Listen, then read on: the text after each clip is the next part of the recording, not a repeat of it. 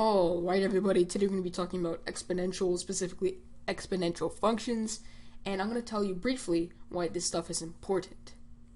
Well, exponentials are a bridge to everything else you'll learn in Algebra 2. You may have heard these terms, so I'm going to say it. I'm going to say logarithmic functions and whatnot, and essentially exponentials and an exponential function, they have an x, they're all raised to the power of x. And so, whenever something is raised to the power of x, let me give you some examples.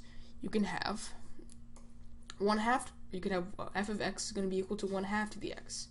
That's going to be an exponential. 1/2 to the x, right? So basically, all we need to have to qualify an exponential or function as an exponential function is this existence of a power to the x.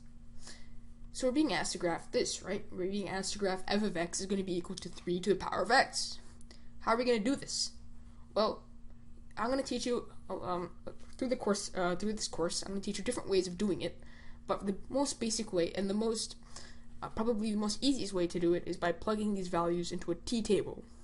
Yes, these are the t-tables from Algebra 1.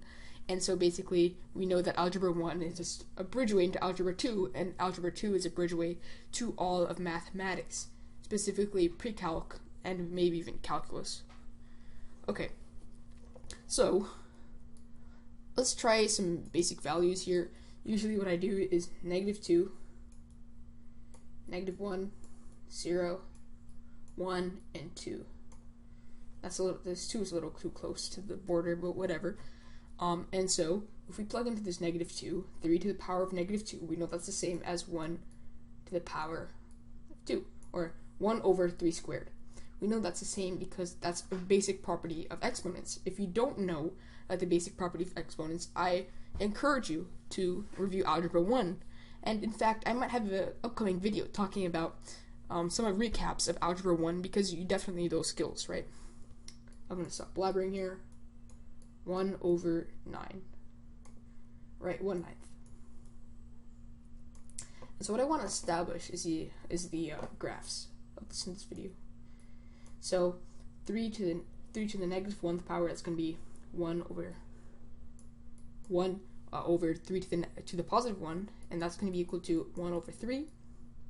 We can see a pattern here, and this is an important pattern. What about 0? We know that anything to the power of 0 other than 0 itself is going to equal 1. We know that 3 to the power of 0 is always going to be equal to 1. And 1, 3 to the power of 1, that's going to be 3. And 3 to the power of 2, that's going to be 9. You can see these opposites here. Why don't I try a different color? Wow, this one. You can see these opposite pairs, right? So we're starting to see some commonalities here, right? And hey, why don't I talk about briefly about exponential decay and exponential growth?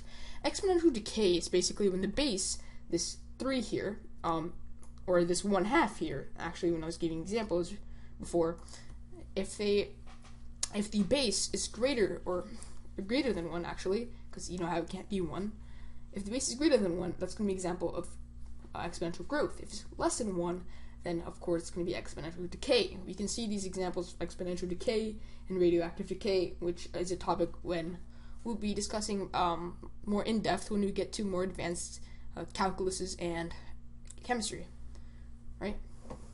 And so let's plot these points: -2, that's fine, -2, and we'll go to 1/9. It's very close here.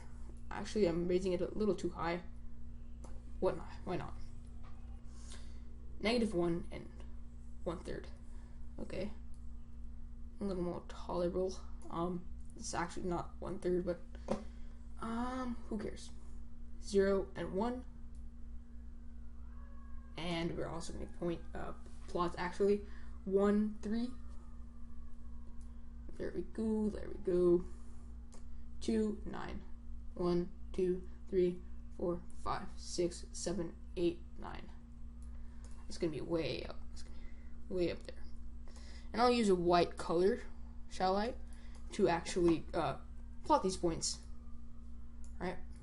Let's plot these points. Oh boy. We damaged our title a bit there. But there you go. That's going to be the basic graph of an exponential growth function. I hope this video helped you out. In the upcoming videos, we're going to be looking how these exponentials can be applied, and in a few further videos, we're going to be looking at logarithms, which are basically exponentials with some really cool functions. This is where algebra gets fun, people. See ya.